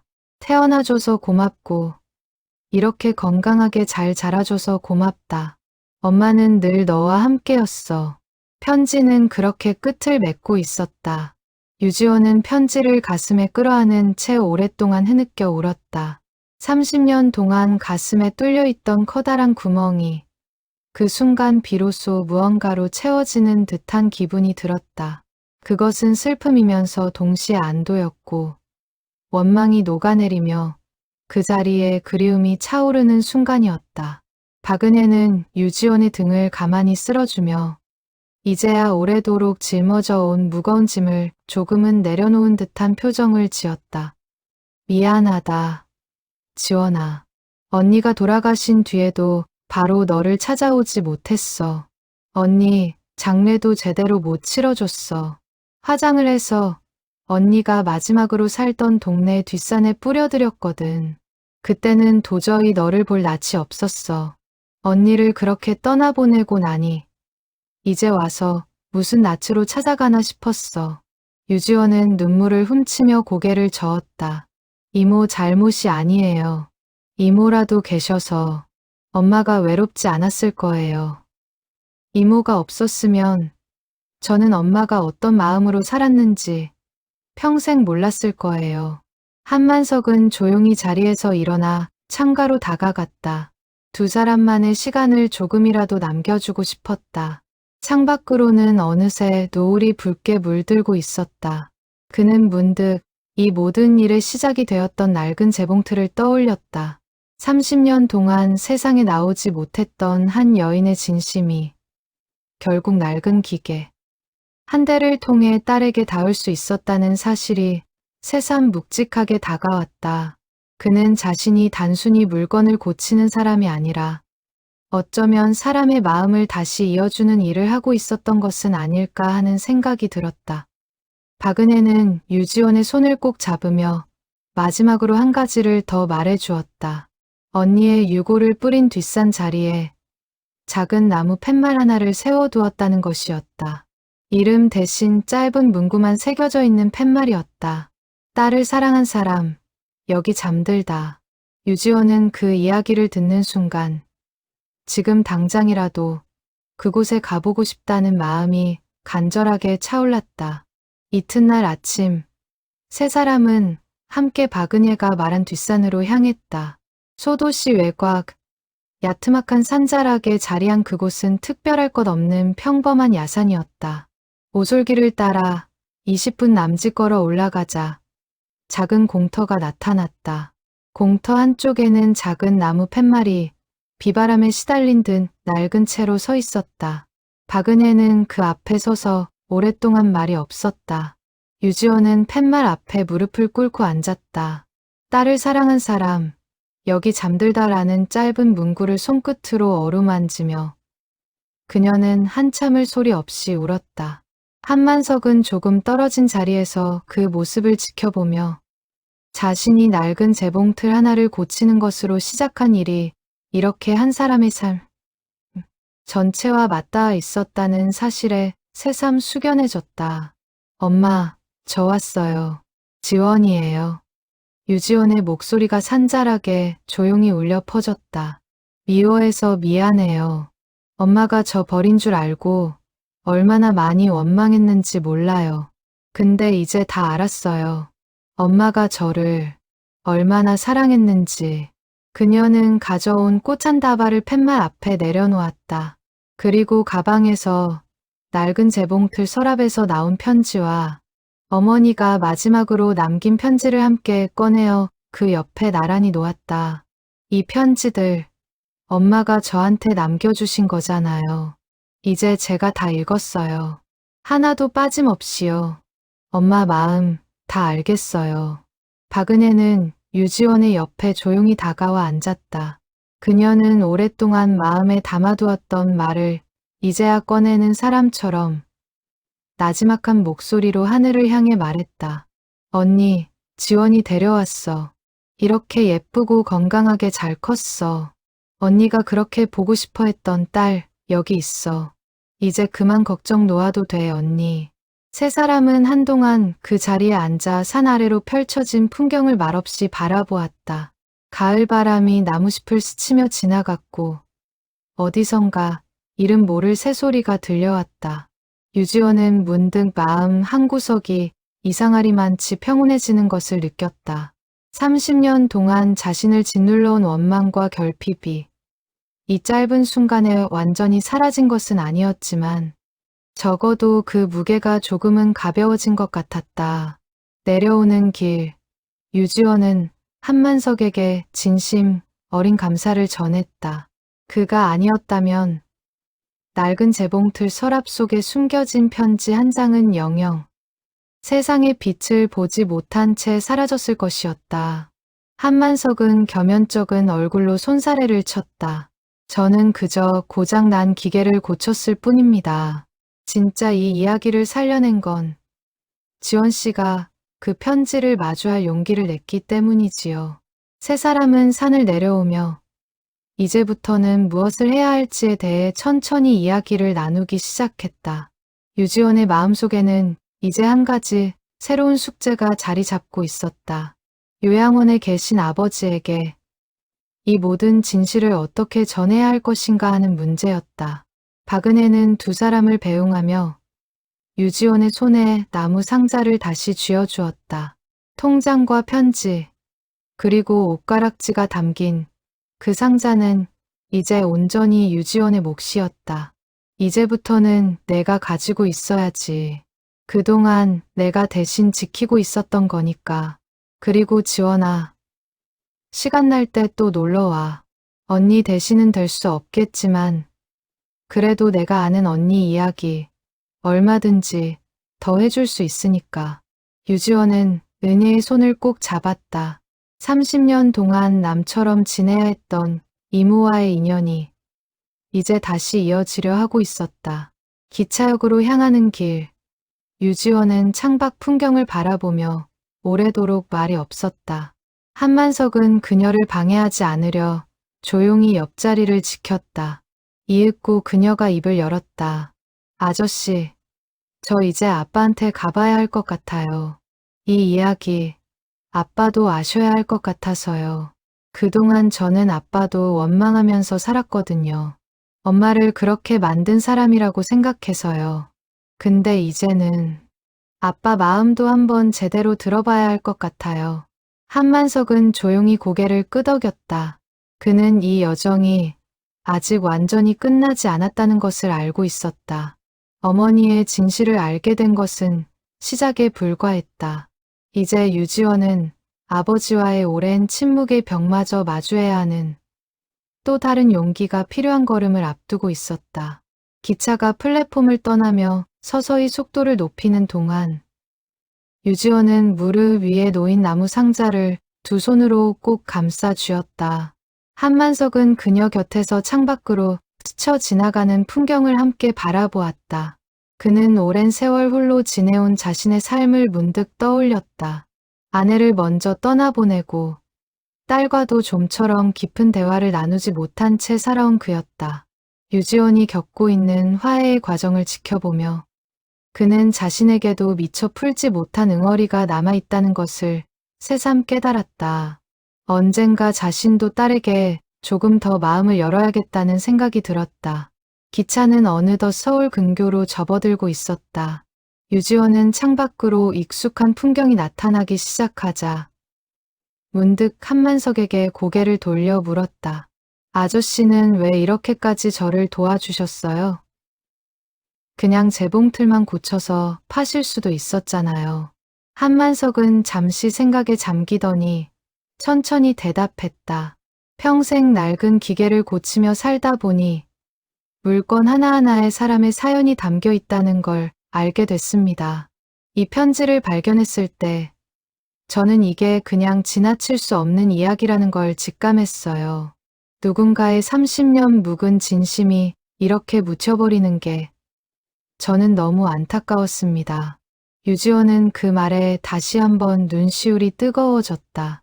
낯선 사람이었던 한만석은 어느새 그녀에게 없어서는 안 될 든든한 동행이 되어 있었다. 서울역에 도착한 두 사람은 잠시 대합실 의자에 나란히 앉아 숨을 골랐다. 유지원은 아버지를 만나러 가기 전에 먼저 며칠 시간을 두고 마음을 정리하고 싶다고 했다. 한만석은 그녀의 뜻을 존중하며 필요할 때 언제든 연락하라는 말을 남겼다. 그는 재봉틀을 마저 손보는 대로 다시 연락하겠다고 약속했다. 집으로 돌아온 유지원은 그날 밤 오랜만에 아버지에게 전화를 걸었다. 평소라면 안부 몇 마디로 끝났을 짧은 통화였지만 그날따라 그녀는 좀처럼 전화를 끊지 못했다. 수화기 넘어 들려오는 아버지의 목소리에 귀를 기울이며 그녀는 이제 이 사람에게도 30년 동안 묵혀두었던 진실을 전해야 할 때가 되었다는 것을 직감했다. 전화를 끊은 뒤 그녀는 나무 상자를 다시 꺼내어 어머니의 마지막 편지를 몇 번이고 다시 읽었다. 그리고 아버지에게 어떻게 이 이야기를 전해야 할지 밤이 깊도록 고민을 거듭했다. 너무 갑작스럽게 전하면 아버지가 충격을 받으실까 걱정이 되었고 그렇다고 마냥 미루기에는 아버지의 건강이 예전 같지 않다는 사실이 마음에 걸렸다. 결국 그녀는 직접 찾아가 얼굴을 마주하고 전하기로 결심했다. 유지원은 이틀 뒤 아버지가 계신 요양원을 찾았다. 한만석도 그녀의 부탁으로 함께 동행했다. 낡은 나무 상자와 재봉틀 서랍에서 나온 편지를 챙긴 그녀의 손끝은 기차역으로 향할 때보다 훨씬 더 떨리고 있었다. 어머니의 진실을 마주하는 것과 그 진실을 아버지 앞에 꺼내놓는 것은 전혀 다른 차원의 두려움이었다. 요양원 창가 자리에 앉아있던 아버지 유병철은 딸을 보자 반가운 얼굴로 손을 흔들었다. 팔순을 바라보는 나이의 기력은 예전 같지 않았지만 딸을 알아보는 눈빛만큼은 여전히 또렷했다. 유지원은 아버지 곁에 다가가 손을 잡았다. 오랜 세월 굳은 살이 박인 거친 손이었다. 그녀는 그 손을 잡은 채 한참을 망설이다가 조심스럽게 입을 열었다. 아빠, 저 엄마 이야기 좀 들었어요. 순간 유병철의 표정이 굳었다. 그는 손을 살며시 빼내며 시선을 창밖으로 돌렸다. 오랜 세월 굳게 닫혀있던 문이 딸의 한마디에 조금씩 흔들리는 것이 느껴졌다. 엄마가 저 버린 게 아니었더라고요. 절 지키려고 그러셨던 거였어요. 아빠도 그거 알고 계셨죠? 유병철은 오랫동안 아무 말도 하지 못했다. 그의 주름진 눈가에 서서히 물기가 어리기 시작했다. 그는 힘없는 목소리로 아주 오래된 이야기를 꺼내기 시작했다. 그래, 알고 있었다. 아니, 정확히는 시간이 한참 지나서야 알게 됐지. 내 엄마가 사라지고 몇 년이 지난 뒤에 은혜가 나를 찾아와서 다 말해줬어. 그때는 정말 하늘이 무너지는 것 같았다. 내가 그렇게까지 무서운 사람이었나 싶어서. 그는 젊은 시절 자신이 어떤 사람이었는지를 담담하게 고백했다. 술만 마시면 사람이 달라졌고 화가 나면 스스로도 주체할 수 없었던 시절이 있었다고 했다. 아내가 사라진 뒤에야 그는 비로소 자신이 얼마나 무서운 사람이었는지를 뼈저리게 깨달았다. 그날 이후 그는 단 한 번도 술을 입에 대지 않았다고 했다. 딸 하나 잘 키워보겠다고 이 악물고 살았다. 내 엄마한테 진 죄를 너한테라도 갚아야겠다는 심정으로. 근데 그것도 다 늦은 후회였지. 이미 내 엄마는 떠나고 없었으니까. 유지원의 눈에서 눈물이 흘러내렸다. 30년 동안 그녀가 아버지에게 품어왔던 무뚝뚝함과 거리감 뒤에는 이토록 무거운 죄책감과 후회가 숨어 있었다는 것을 그녀는 이제야 비로소 깨닫고 있었다. 아빠, 왜 저한테 진작 말씀 안 해주셨어요? 그럼 저도 아빠 이렇게 오해 안 했잖아요. 유병철은 힘없이 고개를 저었다. 어떻게 말을 하냐. 내 입으로 어떻게 그 얘기를 하니. 내 엄마가 나 때문에 도망친 거라고. 내가 어떻게 그 말을 딸한테 하냐. 차라리 내가 날 원망하는 게 나았어. 그게 내가 받아야 할 벌이라고 생각했다. 유지원은 아버지의 손을 다시 잡았다. 이번에는 그녀가 먼저 손을 뻗은 것이었다. 그녀는 가방에서 나무 상자를 꺼내어 아버지 앞에 내려놓았다. 상자를 여는 그녀의 손길에 유병철의 시선이 조심스럽게 따라갔다. 통장과 편지, 그리고 옷가락지를 발견한 그의 눈에서 굵은 눈물이 흘러내렸다. 이게 명자가 남긴 거니? 네, 아빠. 엄마가 돌아가시기 전에 은혜 이모한테 맡겨두셨던 거예요. 저 시집 갈 때 주려고 평생 모으신 돈이래요. 유병철은 떨리는 손으로 통장을 집어들었다. 빼곡히 적힌 적금 내역을 한 줄 한 줄 눈으로 훑어가던 그는 끝내 참지 못하고 소리내어 울기 시작했다. 노쇠한 어깨가 들썩였다. 그는 오랫동안 삼키기만 했던 눈물을 이제야 딸 앞에서 처음으로 터뜨리고 있었다. 유지원은 그런 아버지의 등을 조심스럽게 쓸어내리며 자신 또한 30년 만에 처음으로 아버지와 진짜 마음을 나누고 있다는 것을 느꼈다. 한만석은 병실 문가에 조용히 서서 그 모습을 지켜보며 눈시울이 뜨거워지는 것을 애써 참았다. 한참을 울던 유병철은 눈물을 닦으며 딸에게 옷가락지를 건네받아 손에 쥐어보았다. 반지는 작고 낡았지만 그 안에는 한 여인의 젊은 시절이 고스란히 담겨있는 듯했다. 내 엄마가 시집을 때 끼고 왔던 반지야.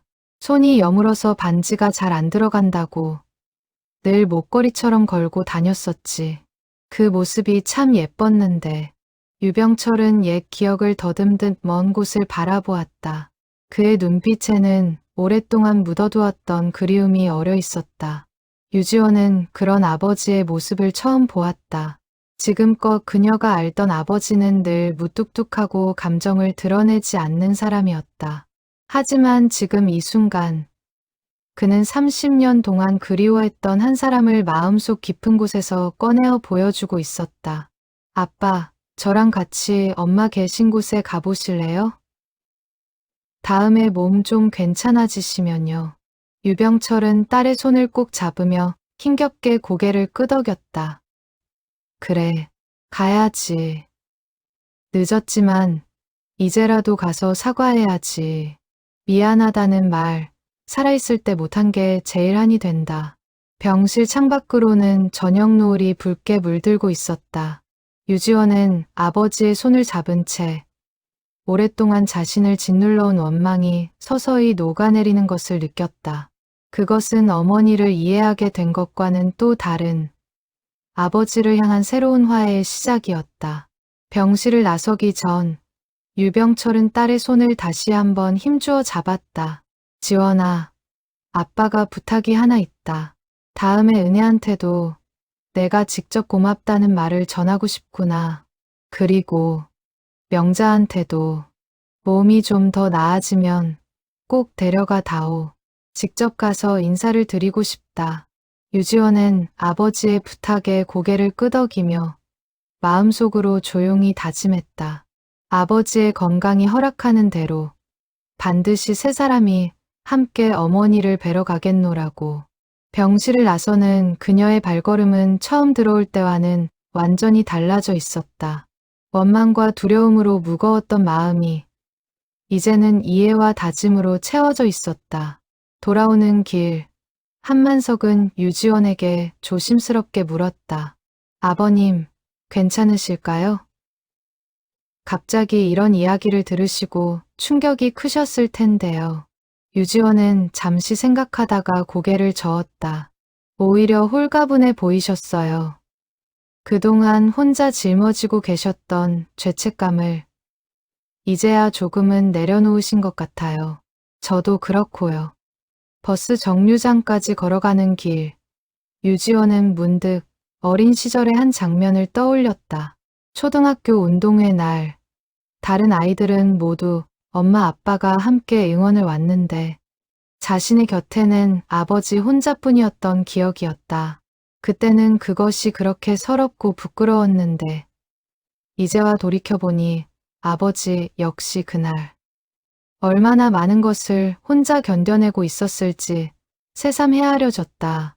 그녀는 아버지의 거친 손을 떠올리며 앞으로는 그 손을 좀 더 자주 잡아드려야겠다고 다짐했다. 집에 돌아온 그녀는 그날 밤 어릴 적 사진첩을 오랜만에 꺼내어 보았다. 아버지와 단둘이 찍은 사진들 속에서 그녀는 처음으로 아버지의 표정 하나하나를 다시 들여다보았다. 무뚝뚝해 보이기만 했던 얼굴 뒤에 숨겨져 있던 피로와 외로움이 이제는 사진 속에서도 어렴풋이 읽히는 듯했다. 한 달 뒤 유병철은 몸을 추스르고 요양원에서 며칠간의 외출 허가를 받았다. 휠체어에 의지해야 했지만 그는 반드시 아내가 잠든 곳에 가야 한다고 고집을 부렸다. 유지원과 한만석 그리고 박은희까지 네 사람은 함께 그 소도시의 뒷산으로 향했다.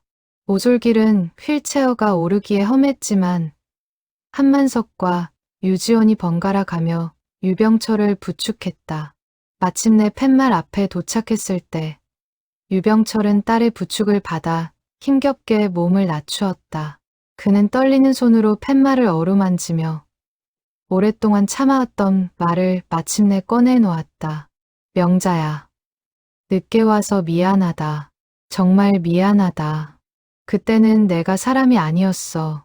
당신을 그렇게 힘들게 만들어 놓고 이제 와서 무슨 낯으로 이런 말을 하나 싶다만 그래도 꼭 하고 싶었다. 미안하다는 말, 그리고 고맙다는 말도 지원이 이렇게 잘 키워줘서 끝까지 지켜줘서 정말 고맙다. 그의 목소리는 떨렸지만 그 안에 담긴 진심만큼은 누구도 의심할 수 없을 만큼 또렷했다. 유지원은 아버지 곁에 앉아 함께 눈물을 흘렸다. 박은혜 역시 오랜 친구를 떠나보내는 심정으로 조용히 눈시울을 붉혔다. 한만석은 조금 떨어진 곳에서 그 모습을 지켜보며 30년의 세월이 마침내 제자리를 찾아가고 있다는 것을 느꼈다. 엄마, 저 아빠 데려왔어요. 이제 아빠도 다 알아요. 엄마 마음 다 알고 엄마한테 정말 미안해하고 계세요. 이제 엄마도 편히 쉬셔도 될 것 같아요. 유지원의 말에 산 위로 불어오던 바람이 순간 나뭇가지를 스치며 지나갔다. 마치 대답이라도 하듯 부드러운 바람이었다. 네 사람은 한참을 그 자리에 앉아 말없이 서로의 온기를 나누었다. 원망과 죄책감, 그리움과 후회로 얼룩졌던 30년의 시간이 이 작은 산자락 위에서 비로소 하나로 봉합되고 있었다. 내려오는 길, 유병철은 딸에게 뜻밖의 제안을 했다. 지원아, 그 재봉틀 내가 가지고 있어도 되겠니? 아니, 아니다. 내가 갖는 게 맞겠지. 내 엄마 물건이니까. 다만 가끔 내가 보러 가도 될까 싶어서. 유지원은 웃으며 고개를 끄덕였다. 그녀는 이미 마음속으로 결심한 것이 있었다. 그 재봉틀을 온전히 되살려 자신의 꽃집 한켠에 어머니를 기리는 자리로 삼겠다는 것이었다.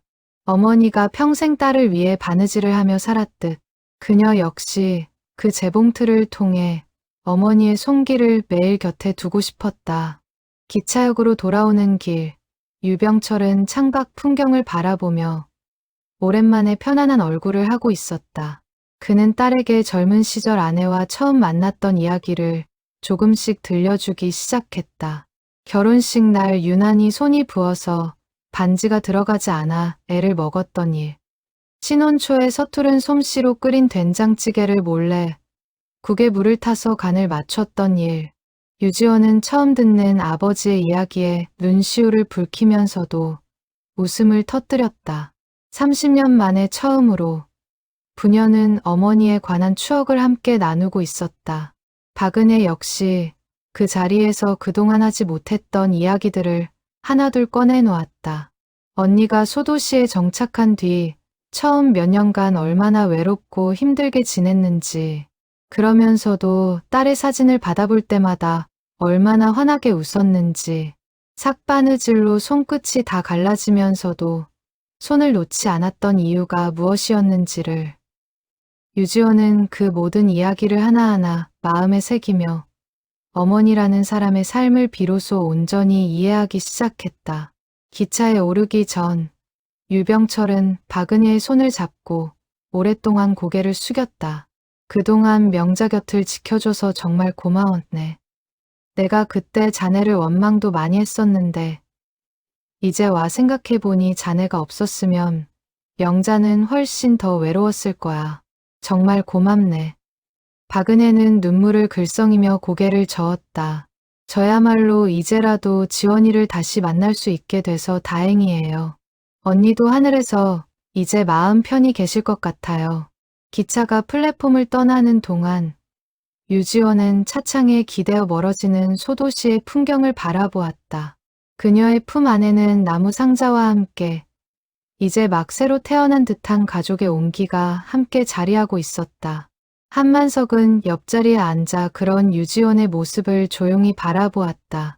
그는 처음 이 편지를 발견했을 때만 해도 자신이 이토록 깊은 가족의 이야기 한가운데에 서게 될 줄은 상상하지 못했다. 그저 낡은 기계 하나를 고치는 일이라 여겼던 것이 30년 동안 멈춰 있던 한 가족의 시간을 다시 움직이게 만드는 일이 되어 있었다. 그는 창밖으로 스쳐 지나가는 들판을 바라보며 사람의 인연이라는 것이 참으로 신묘하다는 생각을 했다.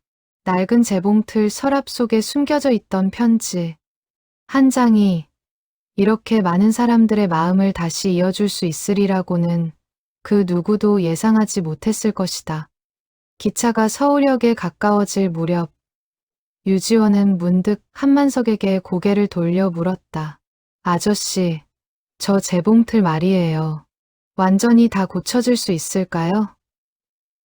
제가 직접 꽃집에서 쓸 수 있게요. 한만석은 미소를 지으며 고개를 끄덕였다. 그럼요. 오래된 기계일수록 손이 많이 가긴 하지만 그만큼 다시 살아났을 때 더 값진 법이지요. 어머님 손때가 묻은 물건이니 제가 정성껏 고쳐드리겠습니다. 유지원의 얼굴에 처음으로 밝은 미소가 번졌다. 그것은 지난 몇 주간 그녀가 지어온 그 어떤 표정과도 달랐다. 슬픔과 원망을 지나 이제는 그리움과 감사로 채워진 미소였다. 박은혜는 기차역 플랫폼에서 손을 흔들며 세 사람을 배웅했다. 그녀는 유지원에게 마지막으로 당부의 말을 남겼다. 지원아, 이제부터는 너무 무거운 마음으로 살지 마.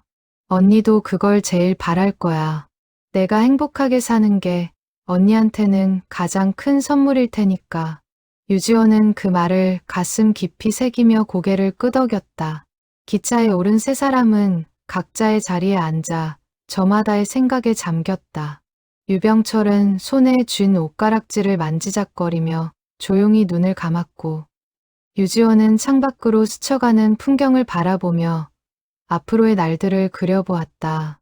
한만석은 두 부녀를 번갈아 바라보며 이 여정이 남긴 것이 비단 그들만의 것이 아니라는 생각을 했다.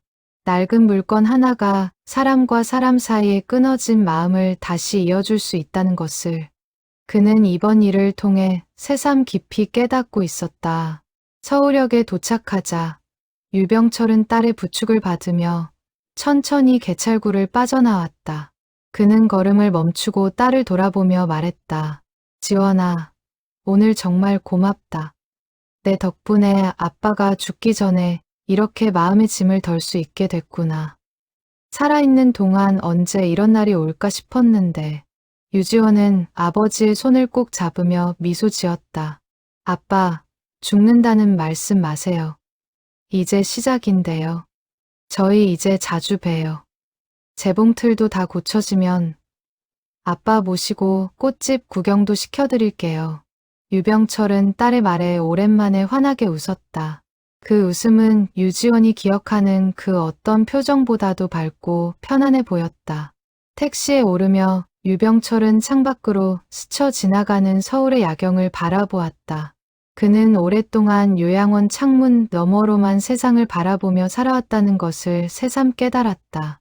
딸과 함께 나선 이 짧은 여행이 그에게는 오랜만에 다시 살아있다는 느낌을 되찾아준 시간이었다.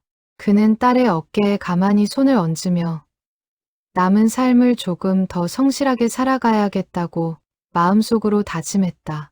2달이 지났다. 한만석의 작업실 한가운데 낡았던 재봉틀은 이제 새 것처럼 반짝이는 모습으로 다시 태어나 있었다. 작은 나무 케이스는 원목 그대로의 결을 살려 정성껏 손질했고 녹슬었던 쇠붙이들은 하나하나 광을 내어 예전의 윤기를 되찾았다. 페달을 밟으면 부드럽게 돌아가는 바늘의 움직임은 마치 30년의 침묵을 딛고 다시 숨을 쉬기 시작한 것 같았다. 유지원이 재봉틀을 찾으러 온 날, 그녀는 완전히 달라진 모습에 한참을 말없이 바라보기만 했다. 이걸 정말 다 되살리셨네요. 감사합니다. 정말. 어머님 손때가 그대로 남아있는 부분은 최대한 손대지 않으려 애썼습니다. 여기 손잡이 부분 보이시죠? 오래 잡아서 반들반들해진 자국이요. 이런 흔적은 지우는 게 아니라 지켜야 하는 거라고 생각했습니다. 유지원은 손잡이의 매끈한 자국을 손끝으로 어루만지며 다시금 눈시울을 붉혔다. 그녀는 재봉틀을 자신의 꽃집으로 옮겨 가장 잘 보이는 창가 자리에 놓아두었다. 어머니가 생전에 좋아했다는 노란 프리지어 화분을 그 옆에 나란히 두었다. 손님들이 꽃집에 들를 때마다 그녀는 종종 그 재봉틀에 얽힌 이야기를 조심스럽게 들려주곤 했다. 처음에는 낯선 손님들에게까지 굳이 사연을 전할 필요는 없다고 여겼지만 이야기를 전할 때마다 오히려 자신의 마음이 조금씩 더 단단해지는 것을 느꼈다. 유병철은 건강이 허락하는 날이면 딸의 꽃집을 찾아와 재봉틀 앞에 오래도록 앉아 있곤 했다. 그는 가끔 낡은 페달을 발끝으로 가만히 밟아보며 아내와 함께했던 짧았던 신혼의 기억을 떠올리는 듯했다. 박은혜 역시 한 달에 한 번씩은 꼭 서울로 올라와 조카의 꽃집에 들렀다. 세 사람은 그렇게 서명자가 남기고 간 재봉틀을 중심으로 끊어졌던 가족의 매듭을 다시 이어가고 있었다. 한만석은 이따금 유지원의 꽃집에 들러 재봉틀의 상태를 점검해 주었다. 그는 그 일을 통해 뜻밖의 위안을 얻고 있었다. 평생 부서진 기계를 고치며 살아온 그는 이번 일을 계기로 자신이 해온 일의 의미를 새삼 다시 생각하게 되었다. 낡고 부서진 것에는 언제나 사람의 이야기가 깃들어 있었고 그것을 다시 움직이게 만드는 일은 곧 그 이야기를 다시 세상 밖으로 꺼내주는 일이었다. 그는 자신의 작은 수리점이 어쩌면 그런 잊힌 이야기들이 다시 숨 쉴 수 있도록 돕는 자리일지도 모른다고 생각했다. 어느 화창한 봄날, 유지원은 아버지와 이모, 그리고 한만석을 자신의 꽃집으로 초대했다. 그녀는 재봉틀 앞에 앉아 어머니가 남긴 통장에서 얼마간의 돈을 덜어 새로 산 원단으로 작은 손수건을 만들었다. 서투른 솜씨였지만 한 땀 한 땀 정성을 다해 바느질한 손수건이었다. 그녀는 그것을 아버지와 이모, 그리고 한만석에게 각각 하나씩 나누어 주었다. 엄마가 평생 이렇게 바느질을 하며 사셨다고 생각하니까 저도 한 번쯤은 엄마처럼 손으로 뭔가를 만들어 보고 싶었어요. 서툴지만 제 마음이라고 생각해 주세요. 세 사람은 손수건을 받아들고 저마다의 감회에 젖었다. 창밖으로는 봄바람이 산들산들 불어왔고 꽃집 가득 향긋한 꽃내음이 번져나갔다. 그 한가운데 30년 만에 다시 살아난 재봉틀이 조용히 그러나 단단하게 자리를 지키고 있었다. 한만석은 집으로 돌아오는 길, 문득 처음 그 편지를 발견했던 밤을 떠올렸다. 낯선 이름 속 자로 시작된 그 작은 발견이 결국 한 가족의 30년 묵은 오해를 풀어내고 끊어졌던 인연을 다시 이어주는 커다란 이야기로 자라났다. 그는 작업실 문을 열며 생각했다. 세상에는 여전히 낡고 잊힌 물건 속에서 자신이 발견되기를 기다리는 이야기들이 얼마나 더 많이 숨어 있을까. 그리고 그 이야기들을 찾아 세상에 다시 꺼내주는 일이야말로 자신에게 남은 또 하나의 소명일지도 모른다는 생각이 들었다. 낡은 재봉틀 소리가 골목 저편에서 희미하게 들려오는 듯한 밤이었다. 몇 주 뒤 유지원과 유병철, 박은혜는 다시 함께 소도시의 뒷산을 찾았다. 이번에는 슬픔보다 감사가 앞선 발걸음이었다. 유지원은 손수 만든 손수건을 팻말 앞에 곱게 놓아두고 어머니에게 마지막 인사를 전했다. 엄마, 저 이제 정말 괜찮아요. 아빠도 저도 이모도 다 잘 지내고 있어요. 엄마가 남겨주신 재봉틀로 저 매일 조금씩 바느질도 배우고 있어요. 엄마 닮아서 그런지 손재주가 있나 봐요. 앞으로도 자주 찾아뵐게요. 사랑해요, 엄마. 산을 내려오는 길, 유병철은 딸에게 넌지시 물었다. 지원아, 혹시 그 미싱사 어른한테는 따로 감사 인사를 드렸니?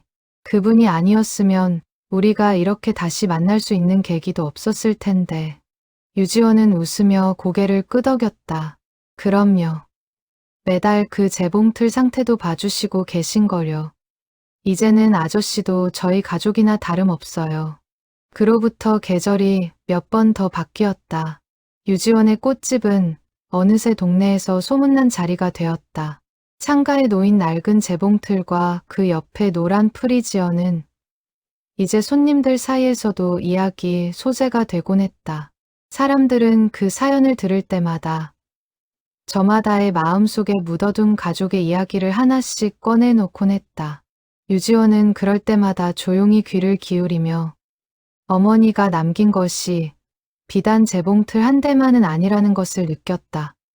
그것은 사람과 사람 사이를 다시 잇는 사랑이라는 이름의 오래된 시리였다. 한만석의 작업실에는 오늘도 낡은 기계들이 손님을 기다리며 나란히 줄지어 서 있다. 그는 여전히 돋보기를 코끝에 걸친 채 부서진 물건 속에 담긴 또 다른 이야기들을 조용히 기다리고 있다.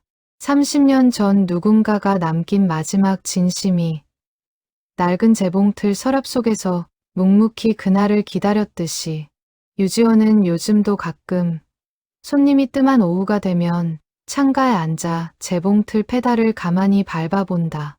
규칙적으로 오르내리는 바늘의 움직임을 바라보며 그녀는 어머니가 살아생전 이 자리에 앉아 무슨 생각을 했을지 가만히 헤아려 본다.